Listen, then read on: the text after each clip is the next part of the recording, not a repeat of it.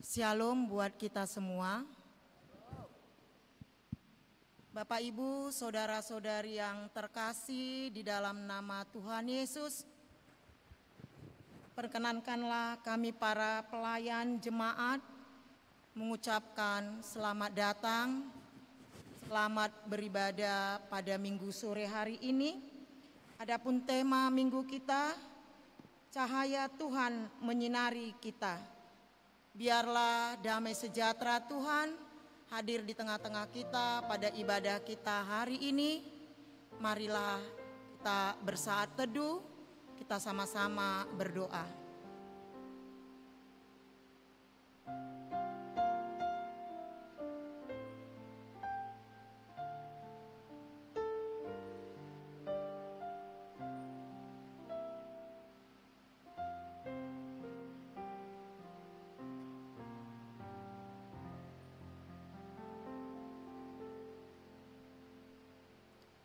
Amin.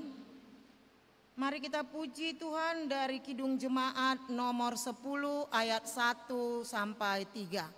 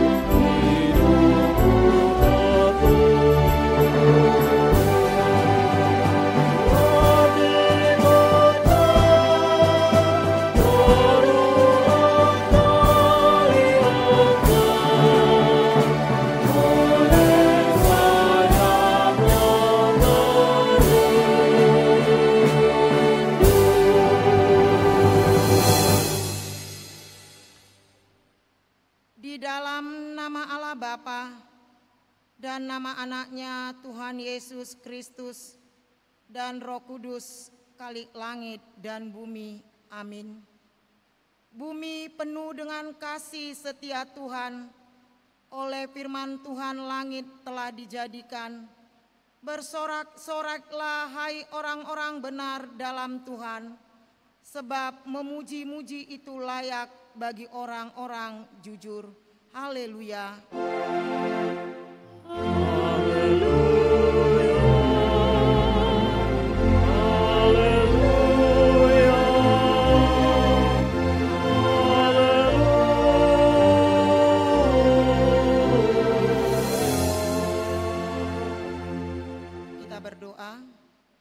Ya Tuhan Allah yang Maha Pengasih, Engkau berfirman bahwa kami harus menderita dan mati bersama Tuhan kami Yesus Kristus, agar kami bersama Dia menerima kemuliaan. Ajarlah kami agar kami melaksanakan kehendak-Mu. dan damai senantiasa dalam iman yang teguh, mengharapkan akan kebangkitan dan kemuliaan yang Engkau akan berikan kepada yang percaya kepadamu. Amin. Kita duduk kembali. Kita puji Tuhan dari Kidung Jemaat nomor 395 ayat 2 sampai 3.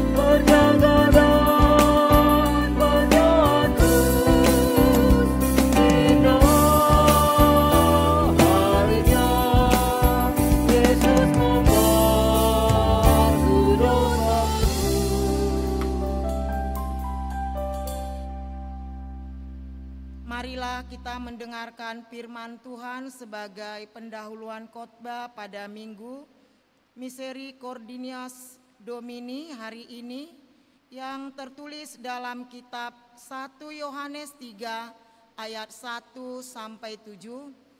Membacanya secara bergantian, di ayat terakhir kita nanti membaca bersama-sama. Demikian firman Tuhan. Lihatlah betapa besarnya kasih yang dikaruniakan Bapa kepada kita, sehingga kita disebut anak-anak Allah, dan memang kita adalah anak-anak Allah. Karena itu dunia tidak mengenal kita, sebab dunia tidak mengenal Dia. Saudara-saudaraku yang kekasih, sekarang ia adalah anak-anak Allah, tetapi belum nyata apa keadaan kita kelak. Akan tetapi kita tahu bahwa apabila Kristus menyatakan dirinya, kita akan menjadi sama seperti Dia, sebab kita akan melihat Dia dalam keadaannya yang sebenarnya. Setiap orang yang menaruh pengharapan itu kepadanya, menyucikan diri sama seperti Dia adalah suci. Setiap orang yang berbuat dosa melanggar juga hukum Allah, sebab dosa ialah pelanggaran hukum Allah. Dan kamu tahu bahwa telah menyatakan dirinya supaya Ia menghapus segala dosa, dan di dalam Dia tidak ada dosa. Karena itu setiap orang yang tetap berada di dalam Dia tidak berbuat dosa lagi. Setiap orang yang tetap berbuat dosa tidak melihat dan tidak mengenal Dia. Anak-anakku, kita serentak membaca ayat 7. Anak-anakku, janganlah membiarkan seorang pun menyesatkan kamu. Barang siapa yang berbuat kebenaran adalah benar, sama seperti Kristus adalah benar. Sampai demikian pembacaan firman Tuhan. Berbahagialah setiap orang yang mendengarkan firman Allah dan menghayatinya serta melakukannya. Amin. Kita puji Tuhan dari Kidung Jemaat nomor 37 ayat 1 sampai 2.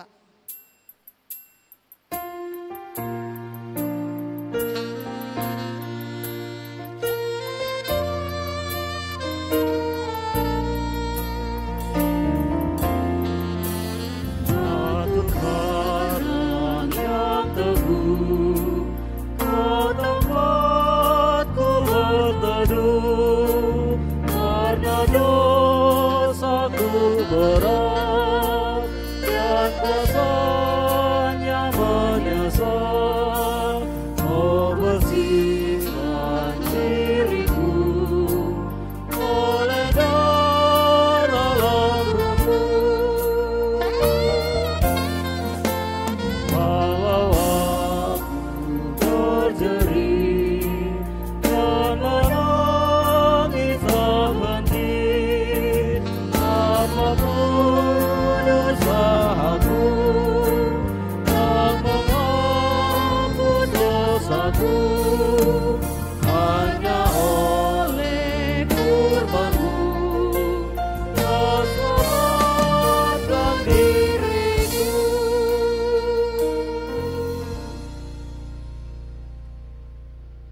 Bapak, Ibu, Saudara yang terkasih dalam nama Tuhan Yesus, marilah kita sejenak merenungkan segala perbuatan kita yang tak berkenan di hadapan Tuhan. Marilah kita menyesali dan memohon pengampunan akan dosa-dosa kita. Kita berdoa.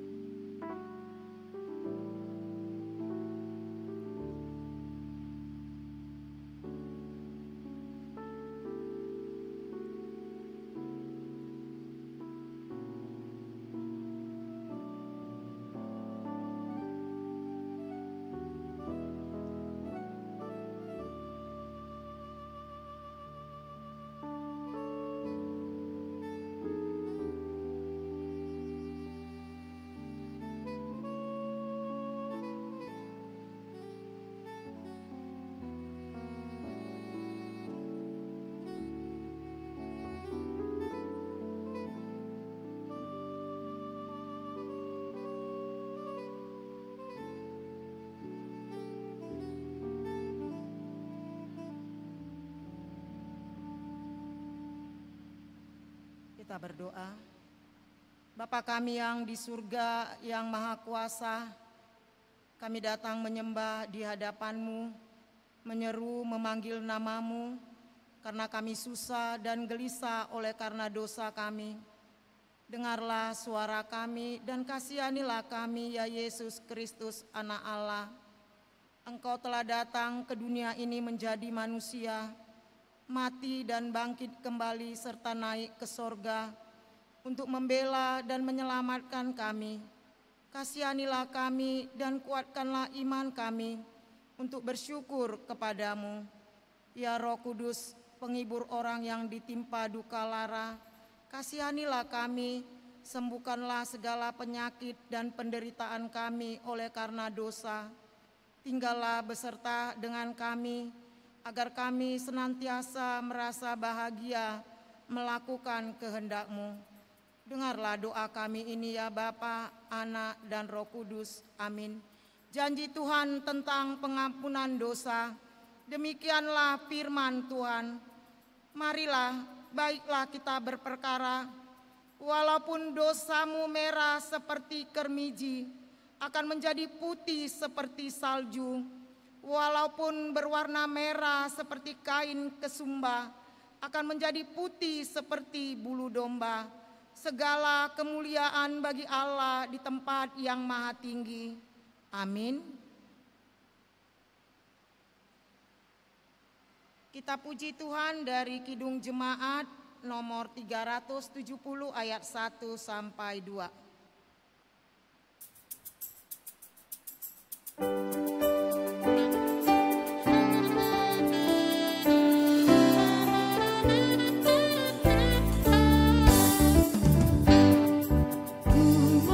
berjalan dengan juru selamatku di lembah berbunga dan berair sejuk.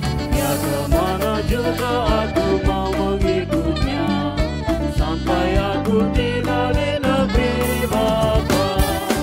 Ikuti Tuhan Yesus, ku tetap mendengar dan mengikutnya. Ikuti Tuhan Yesus, dan kemana juga ku mengikutnya. Ku mau berjalan dengan juru selamatku di lembah gelap, tidak ada yang menderu. Aku takkan takut di bahaya apapun, bila ku dibimbing tangan Tuhanku. Ikuti Tuhan Yesus, ku tetap mendengar dan mengikutnya. Ikuti Tuhan Yesus, dan kemana juga ku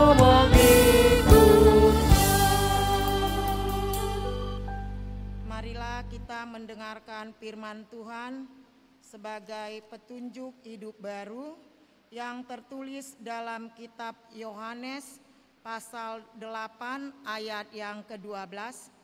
Yesus adalah terang dunia. Maka Yesus berkata pula kepada orang banyak, katanya, "Akulah terang dunia, barang siapa mengikut aku, ia tidak akan berjalan dalam kegelapan, melainkan ia akan mempunyai terang hidup." Marilah kita sama-sama memohon kekuatan daripada Tuhan.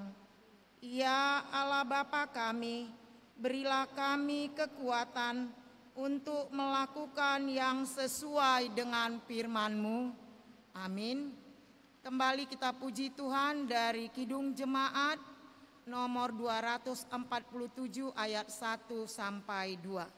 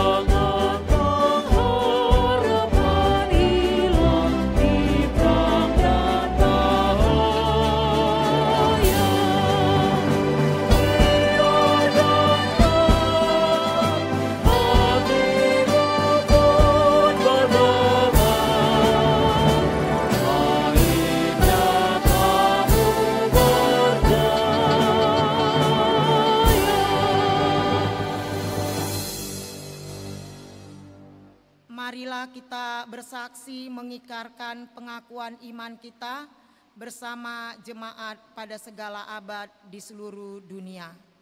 Aku percaya kepada Allah Bapa yang Maha Kuasa, Khalik langit dan bumi. Aku percaya kepada Yesus Kristus, Anaknya yang tunggal Tuhan kita, yang dikandung daripada Roh Kudus, lahir dari anak darah Maria, yang menderita di bawah pemerintahan Pontius Pilatus, disalibkan, mati dan dikuburkan, turun ke dalam kerajaan maut, pada hari ketiga bangkit pula dari antara orang mati, naik ke sorga, duduk di sebelah kanan Allah Bapa yang Maha Kuasa, dan akan datang dari sana untuk menghakimi orang yang hidup dan yang mati. Aku percaya kepada Roh Kudus, gereja yang kudus dan am, persekutuan orang kudus, pengampunan dosa, kebangkitan daging, dan hidup yang kekal. Amin. Untuk menyambut kebenaran firman Tuhan, mari kita puji Tuhan dari Kidung Jemaat nomor 378 ayat 1 sampai 2 tambah 5.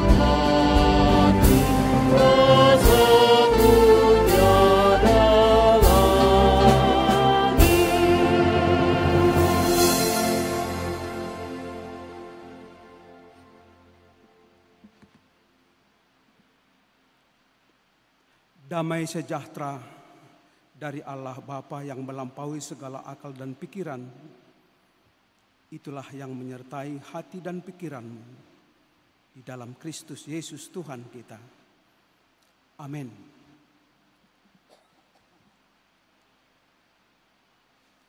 Jemaat yang dikasihi Tuhan, kabar baik firman Tuhan kepada kita dalam minggu ini diambil dari kitab Mazmur 4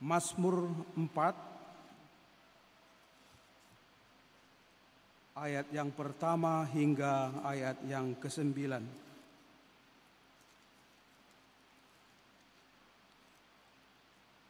Inilah pemberitaan firman Tuhan kepada kita.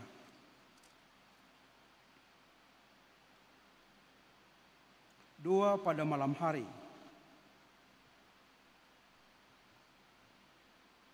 Mari jemaat yang dikasihi Tuhan, kita membaca secara responsore ya. Kami akan mengawali dari ayat ganjil, jemaat ayat yang genap, dan ayat yang ke-9 kita bersama membacanya. Untuk pemimpin biduan dengan permainan kecapi, Mazmur Daud. Apabila aku berseru, jawablah aku. Ya Allah, yang membenarkan aku. Di dalam kesesakan Engkau memberi kelegaan kepadaku. Kasihanilah aku dan dengarkanlah doaku. Hai orang-orang besar, Berapa lama lagi kemuliaanku didodai? Berapa lama lagi kamu mencintai yang sia-sia dan mencari kebohongan? Ketahuilah bahwa Tuhan telah memilih baginya seorang yang dikasihinya. Tuhan mendengarkan apabila aku berseru kepadanya. Biarlah kamu marah, tetapi jangan berbuat dosa.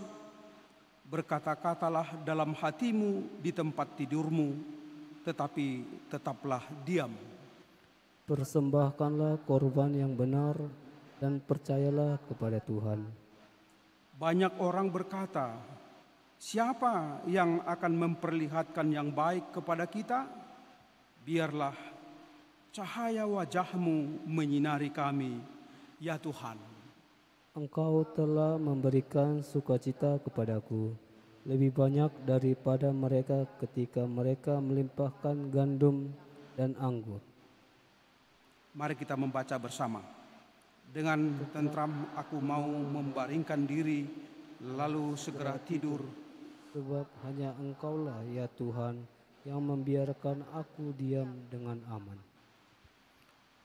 Demikian pembacaan firman Tuhan. Bapak, Ibu, Saudara yang dikasihi Tuhan, ketika saya membaca firman Tuhan ini, saya membacanya dari Alkitab terjemahan baru ya. Alkitab terjemahan baru, dan sedikit ada di sana sini ada kata-kata yang berbeda, tapi intinya sama. Saudara yang dikasihi Tuhan, apa yang kita baca ini adalah kesaksian Daud sebagai seorang pemazmur. Kesaksian ini, saudara, menunjukkan bahwa Daud adalah sosok orang yang bergantung, berpengharapan sepenuhnya di dalam bimbingan Tuhan. Dia bergantung sepenuhnya dari firman Tuhan. Sekalipun Bapak, Ibu, saudara-saudaraku, kita tahu bagaimana sosok hidup orang percaya, sosok hidup pemazmur tidak lepas dari tantangan. Dan itu diperlihatkan melalui pemberitaan firman ini. Ada kekecewaan. Bapak, Ibu, saudara, di manakah yang bisa kita lihat di dalam Alkitab ini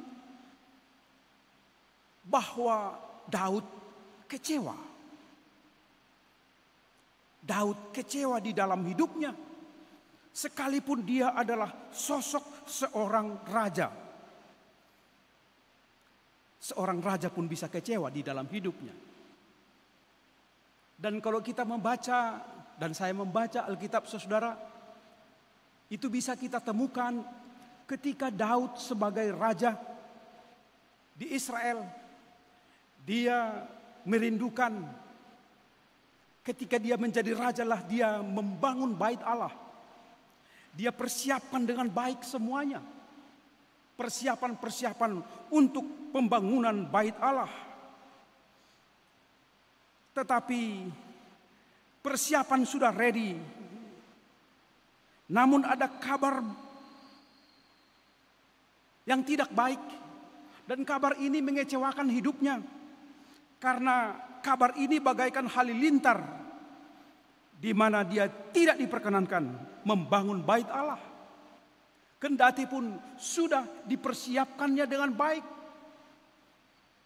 Tentu saudara, ini dapat kita katakan Daud kecewa. Daud kecewa.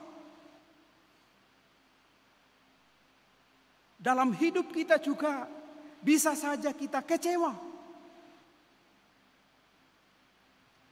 Namun Daud melihat semuanya ini dalam rancangan Tuhan.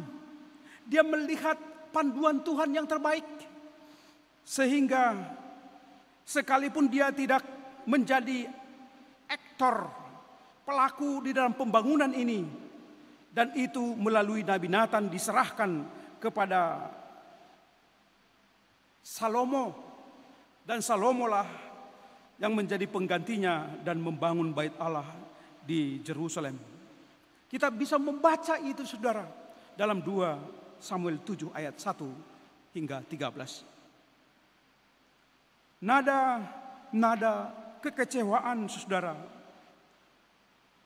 Di dalam pemberitaan firman ini juga kita boleh melihat, kita boleh memahami ketika Daud bersaksi. Dia katakan, di dalam kesesakan engkau memberi kelegaan kepadaku. Di dalam kesesakan, bayangkan saudara, di dalam kesesakan. Itu menunjukkan kalau sesak ya, susah bernapas. Ini gawat ini. Kalau sesak. Dan kesesakan ini Daud perlihatkan, ungkapkan lagi dengan perkataan di dalam ayat 3. Hai orang-orang besar, berapa lama lagi kemuliaanku dinodai? Berapa lama lagi kamu mencintai yang sia-sia dan mencari kebohongan? Berapa lama lagi kemuliaanku dinodai? Saudara yang dikasihi Tuhan, ini pertanda bahwa apa yang dialami oleh pemazmur itu bukan hanya soal sesak, tetapi kemuliaanku dinodai. Saudara yang dikasihi Tuhan, hidup seseorang yang dinodai itu sama dengan orang yang dihina, kan begitu ya? Orang yang dinodai itu sama seperti orang yang dipermalukan. Bukan hanya sesak lagi saya kira. Kalau kita dipermalukan, jantung ini pun nggak normal lagi saya kira. Kalau ada nyanyian sakitnya di sini. Tetapi kalau sudah dinodai, saya kira sakitnya sudah menjalar kemana-mana. Kalau kita dinodai, bukan dirimu saja yang dipermalukan, tetapi keluargamu, keluarga kita juga bisa menjadi alamat dipermalukan. Kalau kita dinodai, keluarga kita terhina, atau pihak-pihak keluarga yang lain juga bisa terhina. Saudara yang dikasihi Tuhan, kemuliaan ternodai berarti harga diri itu tidak ada lagi. Dignity, harga diri, martabat seseorang tak ada lagi kalau sudah dinodai. Dinodai kemuliaan kita, eksistensi kita, keberadaan kita dinodai atau direndahkan. Saudara, izinkan aku menyaksikan apa yang pernah aku alami di dalam hidupku. Mungkin ada kaitannya sedikit dengan apa yang dialami oleh pemazmur. Ada seorang temanku, saudara,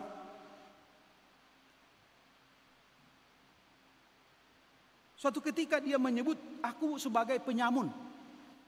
Tahu arti penyamun? Penyamun artinya perampok ya, begitulah itu. Perampok yang mengambil yang bukan milik kita. Bahkan mungkin similar dengan istilah sekarang yaitu pembegal ya. Pembegal juga pekerjaannya kan begitu ya, merampok yang bukan miliknya. Mengambil yang tidak porsinya. Saudara, saya dituduh sebagai penyamun. Dengan tuduhan ini saudaraku, bukan hanya saya tersakiti, bukan hanya saya saja tersakiti, tetapi istri saya juga gelisah mendengar ucapan seperti itu. Bukan hanya gelisah, itu berarti dia juga ternyata tersakiti manakala saya dituduh melakukan ini dan itu. Yang dekat dengan saya juga merasa tersakiti. Padahal saudara, ucapannya itu tak dapat terbuktikan. Ucapannya itu adalah hoax, bohong belaka. Saudara, pengalaman ini kurasakan memang ketika dia mencap aku sebagai penyamun. Pahit rasanya karena kita tidak melakukan. Karena kita tidak melakukan itu. Harga diri saya sebagai pendeta direndahkan. Saudara, dalam keadaan itu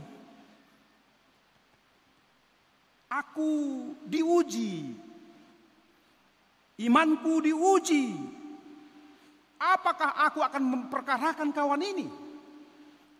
Ada hak saya sebenarnya memperkarakan itu, karena dia menyebut saya sebagai penyamun tanpa ada bukti-bukti.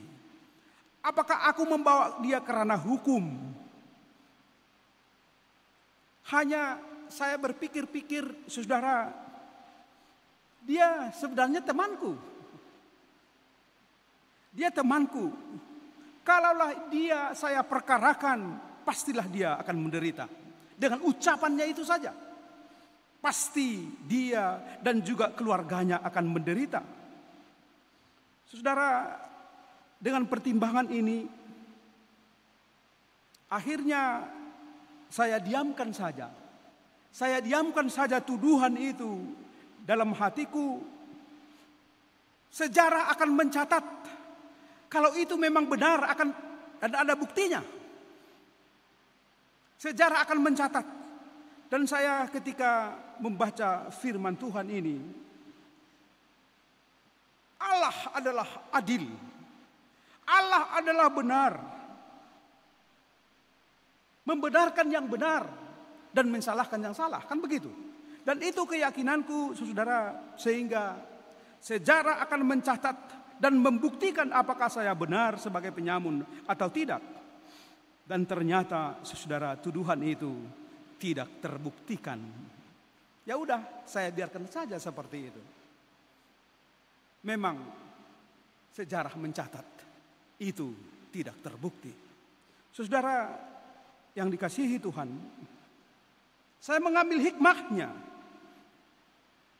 Hikmah dari apa yang aku hadapi di dalam hidupku. Barangkali teman itu tidak sadar apa yang dia katakan itu. Dan aku menganggap tuduhannya itu adalah sampah saja. Sampah saja. Dan seperti yang aku sampaikan, saudara, ada Allah yang adil. Allah yang benar di dalam setiap hidupku, bahkan dalam setiap kehidupan orang percaya. Dan inilah sukacita bagiku. Kendati pun orang menuduh, tetapi tuduhan itu tidak terbukti. Dan tidak ada konsekuensi lah yang kita sampaikan kepada dia. Tetapi dia sendiri sadar bahwa apa yang diungkapkan itu adalah tidak benar. Saudara yang dikasihi Tuhan, pengalaman yang dihadapi oleh Daud, mengalami kesaksian, bahkan menjelaskan kesaksiannya, bahkan mengatakan bahwa saudara, kemuliaannya dinodai. Ungkapan itu memang satu sisi bisa menunjukkan bahwa yang dinodai itu adalah mencerminkan kehidupan Yesus. Dia dinodai, dia disiksa, bahkan disalibkan. Tetapi di sisi lain implikasinya bagi kita, saudara. Ungkapan ini dapat terjadi dalam diri Daud, dapat terjadi di dalam diri kita. Kendati pun seperti itu, pengalaman orang percaya di dunia ini kadang dikata-katain lah, dibully lah, seperti yang pengalamanku tadi, dituduhlah ini dan itu. Tetapi Allah adalah benar, yang membenarkan yang benar, yang mensalahkan yang salah. Saudara yang dikasihi Tuhan, sekalipun demikian, apa yang dialami oleh pemazmur Daud itu sendiri, bahwa ada sukacita melalui pemberitaan firman ini yang disampaikan kepada kita. Ayat 4, saudara, baca itu ayat 4. Ketahuilah Tuhan telah memilih baginya orang yang dikasihinya. Tuhan telah memilih baginya orang yang dikasihinya. Tuhan mendengarkan apabila aku berseru kepadanya. Saudara, Tuhan memilih baginya orang yang dikasihinya. Tentu kita boleh imani, kita boleh rasakan di dalam kasih karunia Tuhan. Tuhan memilih kita. Tuhan memberdayakan, memakai kita menjadi alat kesaksiannya. Tuhan memilih kita. Kendati pun orang melecehkan kita, orang merendahkan kita, tetapi dalam kasih Tuhan, Dia memilih kita, Dia memakai kita. Dan inilah kebahagiaan saya kira di dalam hidup kita sebagai orang percaya. Kendati pun keberadaan kita seperti ini, ada kelemahan, ada kekurangan, bahkan ada dosa kita. Tapi karena kasih karunia Tuhan, sama seperti nama minggu itu, Minggu Misericordias Domini. Karena karunia Tuhan, karena kasih Tuhan, Dia memilih kita. Memilih kita menjadi saksinya, menjadi alatnya di dunia ini. Kita bisa membaca, saudara, apa yang disampaikan Yohanes 15 ayat 16 itu. Yohanes 15 ayat 16 berkata, "Aku, bukan kamu yang memilih aku, tetapi akulah yang memilih kamu, supaya kamu pergi dan kamu menghasilkan buah, dan buahmu itu tetap, supaya apa yang kamu minta kepada Bapa di dalam namaku diberikan kepadamu." Aku memilih kamu.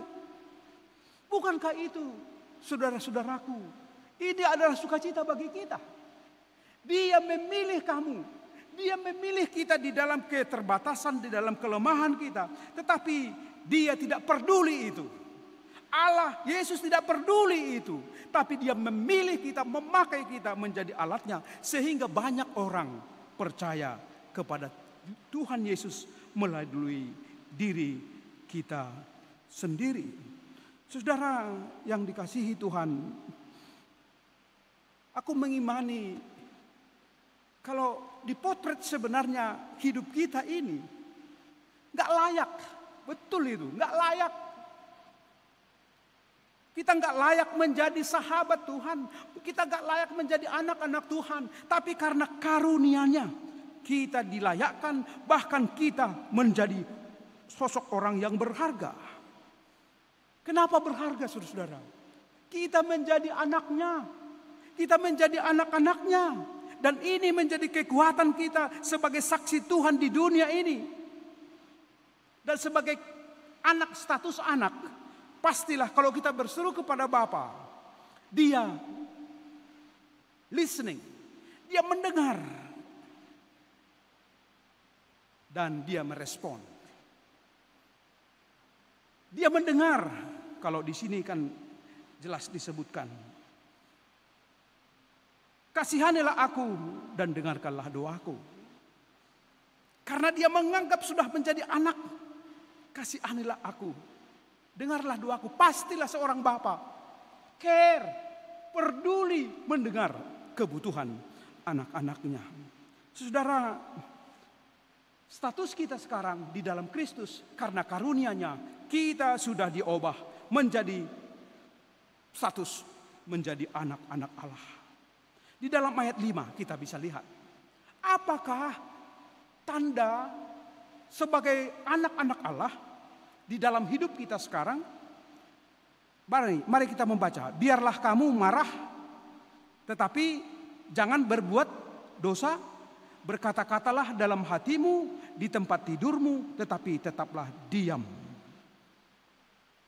Pertanyaan kita, saudara, bisakah anak-anak Tuhan marah? Saudaraku yang di belakang, bisakah anak-anak Tuhan marah? Saudaraku yang di samping, kiri, kita semua, bisakah anak-anak Tuhan marah di dalam hidupnya? Jawaban kita apa? Bisa? Ya, bisa. Bisakah pendeta marah?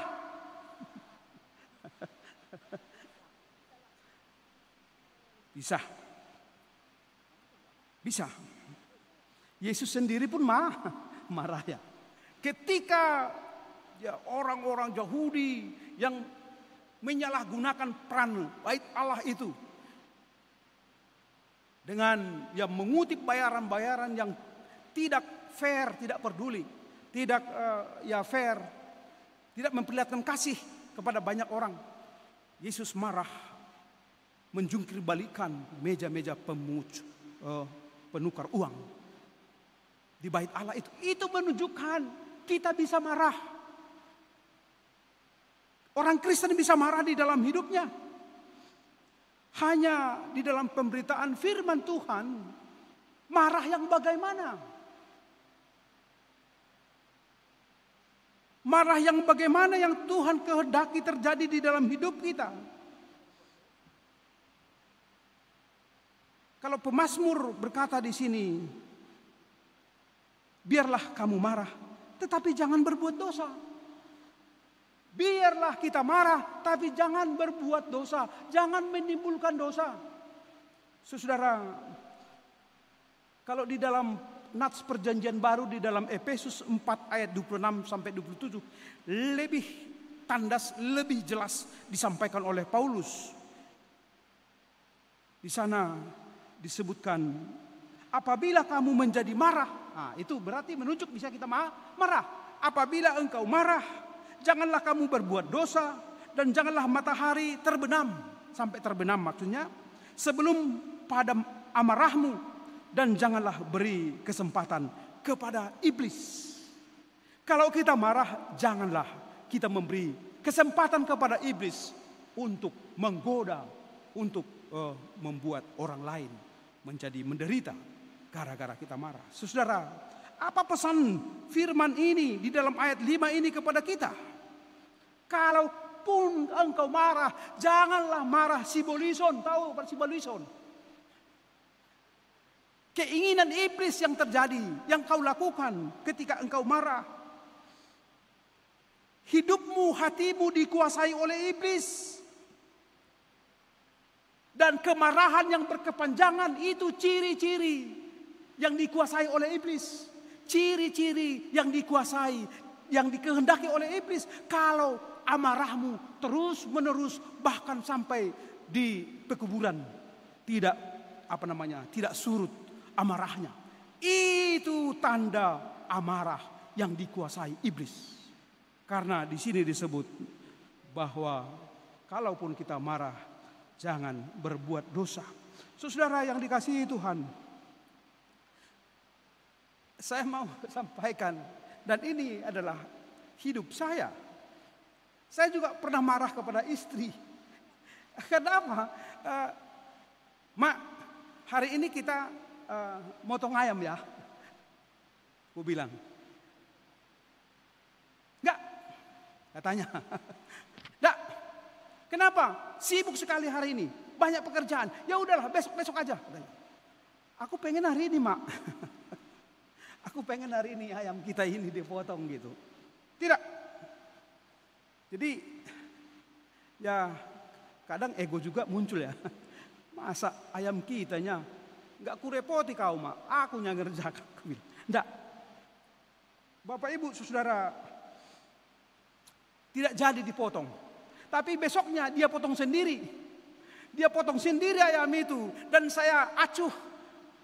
Gak peduli, kau potong pun di situ, aku gak mau makan itu. Wah, ini muncul lagi perasaan yang ini, yang dongkol kemarin. Aku gak mau makan itu. Makanlah di situ.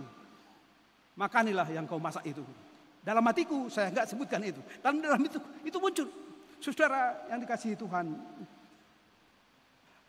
Ketika ayam itu sudah dimasaknya, sudah dibuat di meja makan, hatiku bergejolak, ku makannya ini atau tidak gitu. Ku makannya ayam yang dimasak ini atau tidak. Dan dalam hatiku terjawab juga, kalau tidak ku makan ini, pasti percekcokan kami semakin berkembang. Percekcokan kami akan terus berlanjut. Tetapi kalaupun awalnya hatiku, aku sudah katakan dalam diriku, aku tidak mau makan ini, tapi ku makan, pasti komunikasi kami cair. Pasti hubungan kami semakin membaik. Ketika itu saya mengambil keputusan, ya udahlah saya diam-diam, saya pergi ke dapur, makan ayam yang sudah dimasaknya dan enak juga. Wah, sebenarnya saya sudah katakan dalam diriku, ya udah, kau makan di sini nanti, aku makan di luar yang lebih enak lagi gitu. Rasanya tetap masih ingat ya yang kemarin. Tapi saudara, saya ambil keputusan, oke lah. Kalau saya tidak makan, pastilah keributan akan berkepanjangan. Pasti komunikasi kami akan beku. Beku, tidak ada komunikasi. Tidak ada komunikasi yang baik. Tetapi kalau aku makan, pasti komunikasi semakin membaik. Dan itu yang terjadi. Saudara, itu adalah pengalaman hidupku yang sederhana. Tapi itu kusaksikan kepadamu, saudaraku. Memang kalau kita tahan emosi, kalau kita pendam itu rasa marah di dalam hati kita, komunikasi akan membeku. Hubungan tidak lancar. Tetapi manakala kita mau ya menyadari kita juga kadang terlalu ego, kita bisa berpikir sadar kembali sehingga saudara, walaupun ada tadinya marah yang berkepanjangan dan itu pasti menimbulkan penderitaan. Dan walaupun marah, tapi itu ya di stop, artinya berhenti, tidak berlama-lama. Itu menjadi kebahagiaan di tengah-tengah keluarga. Saudara yang dikasihi Tuhan, dan marah seperti itulah, yang tidak berkepanjangan itulah yang Tuhan kehendaki terjadi di keluargamu, di dalam dirimu, dalam hubunganmu dengan sesama. Saudara yang kemudian sebagai anak-anak Allah, sekalipun kita diperhadapkan dengan kesesakan, kemuliaan kita kadangkala didodai, hidup kita kadangkala saudara berhadapan dengan pergumulan yang berat. Melalui pemberitaan firman Tuhan ini, kita didorong untuk melakukan yang terbaik, kendati pun mengalami kesusahan, saudara. Ini yang disebutkan di dalam ayat yang berikutnya ini. Persembahkanlah kurban yang layak dan percayalah kepada Tuhan. Persembahkanlah kurban yang layak. Gimana ya mempersembahkan kurban, bersyukur kepada Tuhan? Kita dinodai, kita dilecehkan. Hati ini sesak.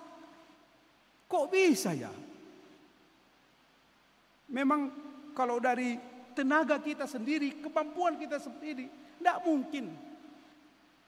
Tidak mungkin. Dan itulah peran kasih karunia Tuhan itu. Sehingga dikala susah pun, dikala menghadapi tantangan pun, kita tetap mempersembahkan yang terbaik. Seperti yang diungkapkan di sini, persembahkanlah kurban yang layak dan percayalah kepada Tuhan. Penekanannya, believe in the Lord. Percayalah kepada Tuhan, percayalah kepada Tuhan. Dan kepercayaan kita kepada Tuhan tidak sia-sia, tidak percuma saudara, kepercayaan kita kepada Tuhan.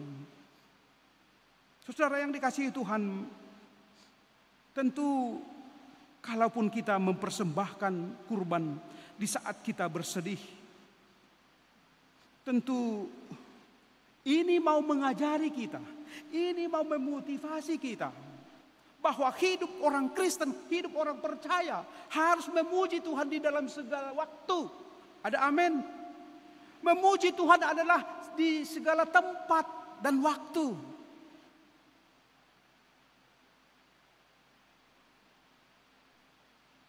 Kita bisa sebutkan ya, kalau di dalam 1 Tesalonika 5 ayat 18 itu,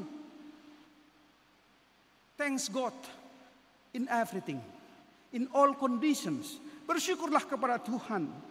Bersyukurlah kepada Tuhan di dalam segala hal. Di dalam segala hal. Saudara, karena itu kehendak Tuhan. Kalau kita bersyukur hanya di dalam keadaan-keadaan yang aman, kalau hanya dalam keadaan-keadaan happy, that's natural. Itu biasa saja, alami. Tapi kalau kita bisa bersyukur di dalam keadaan yang tidak aman, seperti yang dialami oleh pemazmur, itulah kehendak Allah bagi kita di dalam Kristus. Ingat saudara, Ayub dia bersyukur ya, ketika anaknya, putrinya korban, tiba-tiba hartanya ludes semua. Bahkan istri dan teman-temannya juga menggerutu, mencap Ayub itu adalah sosok yang ya barangkali tidak berharga di hadapan Allah. Karena itu kutukilah Allahmu itu. Tetapi Ayub memperlihatkan sosok sebagai anak-anak Tuhan, sebagai sosok yang percaya kepada Tuhan. Tuhan yang memberi dan Tuhanlah yang mengambil. Apalagi terpujilah nama Tuhan. Itulah saudara ibadah. Memuji Tuhan di dalam segala tempat. Karena itu saudara, ayat 7 sampai ke 9 ini menunjukkan bagaimana perjalanan hidupnya pemazmur di dalam perjalanan hidupnya, pergumulannya, kendati pun menghadapi kendala, tantangan, tapi ditegaskan, didorong, diberi semangat, percayalah kepada Tuhan. Saudara, ini menjadi pesan bagi kita di dalam kehidupan kita. Sekalipun Anda, saya kadang bisa digoda, tergoda, bahkan mendapat pelecehan karena kesetiaan kita kepada Kristus. Bahkan karena identitas kita sebagai orang percaya, kita ya dilecehkan, mungkin tidak dianggap, dinomor sekiankan. Tapi yakinlah saudara, percayalah kepada Tuhan senantiasa. Jangan percaya kepada yang lain. Kalau ada orang yang mengatakan, kau bisa naik pangkat, tapi obah imanmu. Apakah kita mau begitu saudaraku? Aku tidak. Dan anak-anakku juga aku doakan supaya tidak tergoda dengan iming-iming seperti itu. Saat ini, zaman ini memang menantang kita. Kemajuan zaman itu bisa mempercepat, bisa membantu. Tapi kalau kita tidak hati-hati, kemajuan zaman ini menjadi Allah. Menjadi sembahan bagi orang-orang tertentu. Internet adalah segalanya. Apakah memang betul? Apakah kita setuju itu? Robot adalah segalanya. Apakah kita betul? Betul itu. Segalanya loh, segalanya. Apakah istilah sekarang ini AI itu artificial intelligence, kecerdasan buatan, segalanya. Apakah begitu, saudara? No. Itu semua adalah alat. Itu semua terbatas. Bagaimanapun kecanggihannya, itu terbatas, saudara. Karena itu, yakinilah yang tidak terbatas, yaitu Tuhan kita. Karena itu, sukacita kita pada saat ini melalui pemberitaan firman Tuhan ini, yaitu sukacita kita di dalam Kristus. Sukacita kita di dalam Kristus, karena Kristuslah menjadi cahaya. Kristuslah menjadi cahaya bagi kita, pancaran yang baik kepada kita. Kiranya Kristus menyinari perjalananmu. Kiranya wajah Kristus memberkati usahamu, memberkati keluargamu. Dan seperti ayat 7 itu mengatakan, biarlah cahaya wajahmu Tuhan menyinari hati kami. Orang yang membiarkan wajah Kristus menyinari hidupnya, salah satu indikasinya adalah kita bisa tidur nyenyak. Tidur nyenyak. Tidur nyenyak itu adalah anugerah loh. Anugerah itu. Banyak orang saat ini sukar untuk tidur. Kecuali makan obat ya, obat tidur ya. Tapi tidur nyenyak adalah anugerah Tuhan. Tentu itu yang kita yakini manakala kita mau di bawah lindungan cahaya Tuhan, wajah Tuhan. Kita dikuatkan, kita dibimbing di dalam perjalanan kehidupan kita. Biarlah saudara, iman kita semakin percaya, iman kita semakin teguh dan tidak goyah. Kendati pun ada kesesakan di dalam hidupmu. Ada kadangkala kita dipermalukan, kita disepelekan orang lain. Tapi saya tidak gentar untuk itu. Saya tetap kokoh di dalam Tuhan. Karena itu saya kutip firman Tuhan. Marilah datang kepadaku, hai kamu semua yang berletih, yang letih lesu dan berbeban berat. Aku memberikan kepadamu kelegaan. Terpujilah Tuhan melalui hidup kita. Kita berdoa. Terima kasih Tuhan atas anugerah-Mu. Engkau menjadi cahaya di dalam kehidupan kami. Sehingga perjalanan kami kendati pun banyak liku-liku, banyak tantangan, tapi perjalanan kami pasti. Karena Tuhan menyinari kami. Bahkan bagaikan perjalanan Israel. Di siang hari Engkau menyertai bangsa-Mu dengan embun sehingga perjalanan mereka teduh. Di malam hari Engkau menjadi tiang api sehingga mereka tidak tersesat. Itulah sukacita kami Tuhan. Meyakini Engkau adalah Tuhan kami. Tuhan berkatilah kami. Berkatilah saudaraku ini, Bapak Ibu yang hadir di sini. Engkau tahu Tuhan pergumulannya. Engkau tahu Tuhan bagaimana hidupnya. Tapi satu sukacita yang luar biasa yang kami rasakan Tuhan. Engkau memilih kami. Engkau menyatakan kami. Kami ini adalah anak-anak-Mu Tuhan. Pasti di saat kami berseru, Engkau mendengar kami. Di saat kami mengalami penderitaan di dalam hidup, pasti Tuhan menjadi jalan keluar bagi kami. Terima kasih Yesus Kristus. Engkau yang sudah mengalami sakit, Engkau mengalami duri, Engkau mengalami didonai, tetapi Engkau Tuhan setia. Dan kesetiaan-Mu itu menjadi berkat yang luar biasa kepada kami. Mampukan kami Tuhan menjadi anak yang istimewa. Mampukan kami Tuhan anak yang setia kepada Tuhan sepanjang hidup kami.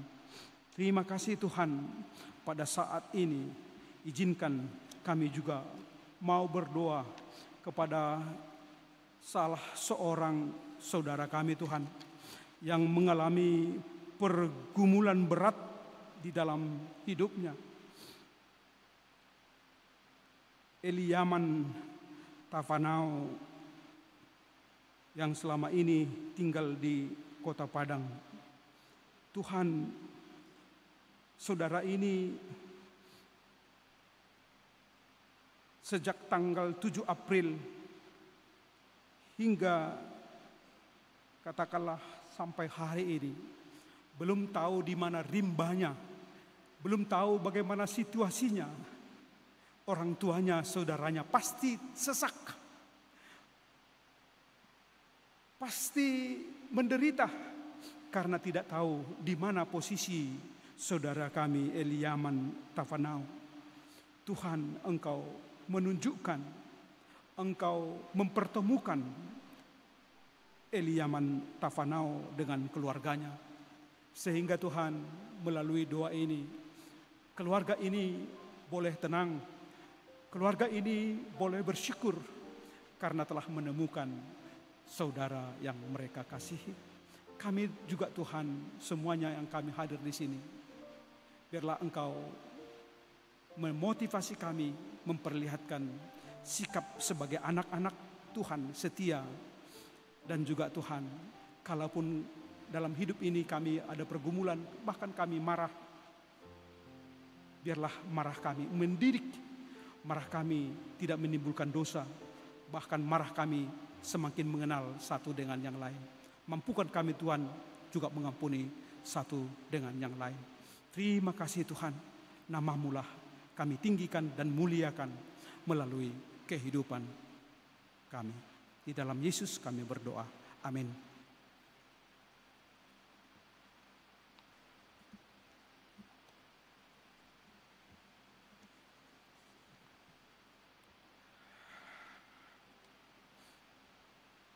Baiklah saudara, kita angkat pujian. Bagi Yesus kuserahkan.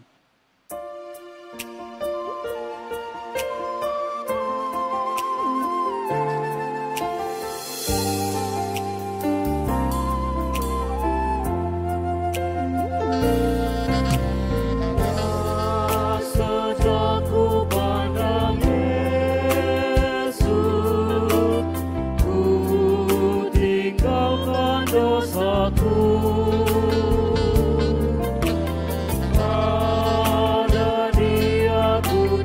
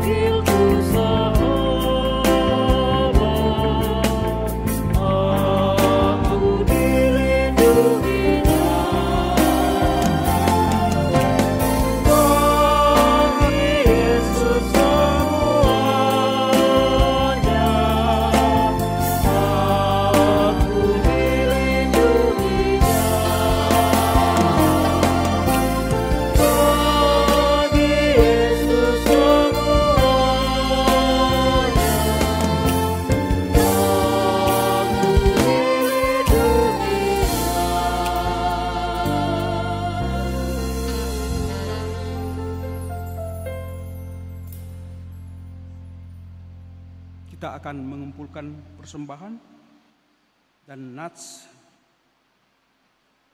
firman Tuhan menjadi dasar untuk menghantar kita memberikan persembahan.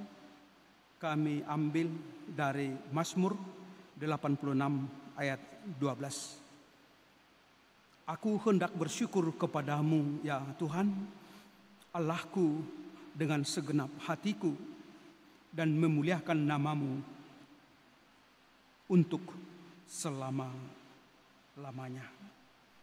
Kita akan mengumpulkan persembahan.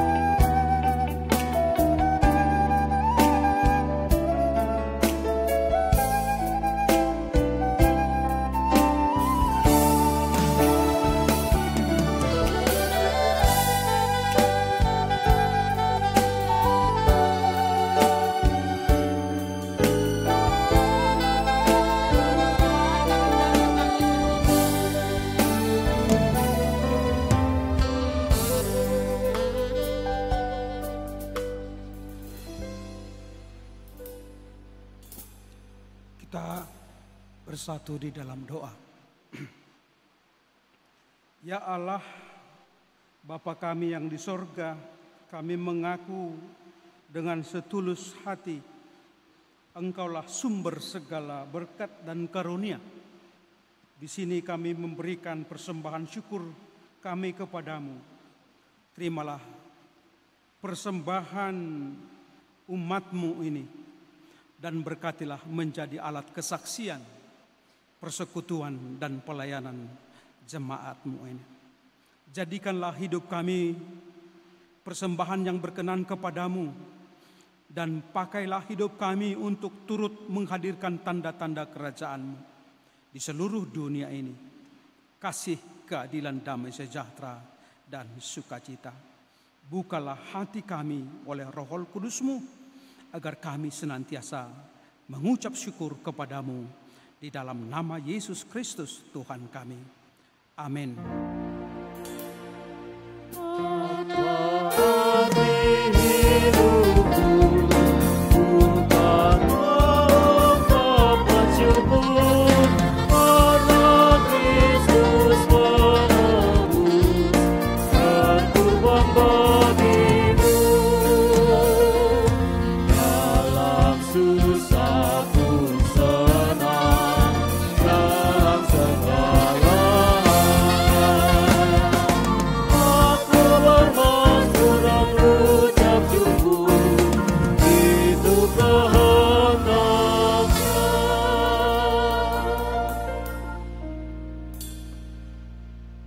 Kami yang di sorga, dikuduskanlah namamu, datanglah kerajaanmu, jadilah kehendakmu di bumi seperti di sorga. Berikanlah kami pada hari ini makan kami yang secukupnya, dan ampunilah kami akan kesalahan kami, seperti kami juga mengampuni orang bersalah kepada kami. Dan janganlah membawa kami ke dalam pencobaan, tetapi lepaskanlah kami dari yang jahat.